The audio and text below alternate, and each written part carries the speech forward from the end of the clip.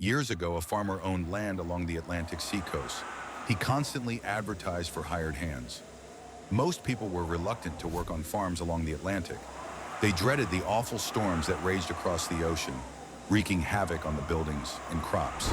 As the farmer interviewed applicants for the job, he received a steady stream of refusals.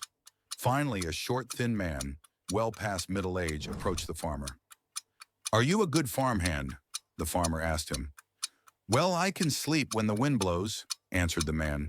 Although puzzled by this answer, the farmer, desperate for help, hired him. The little man worked well around the farm, busy from dawn to dusk, and the farmer felt satisfied with the man's work. Then one night the wind howled loudly in from offshore. Jumping out of bed, the farmer grabbed a lantern and rushed next door to the hired hand's sleeping quarters. He shook the little man and yelled, "Get up! A storm is coming! Tie things down before they blow away!" The little man rolled over in bed and said firmly, "No, sir.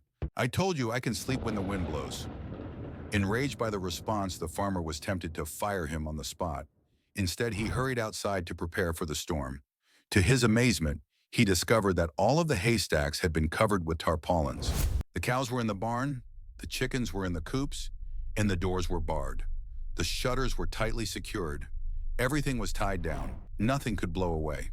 The farmer then understood what his hired hand meant, so he returned to his bed to also sleep while the wind blew.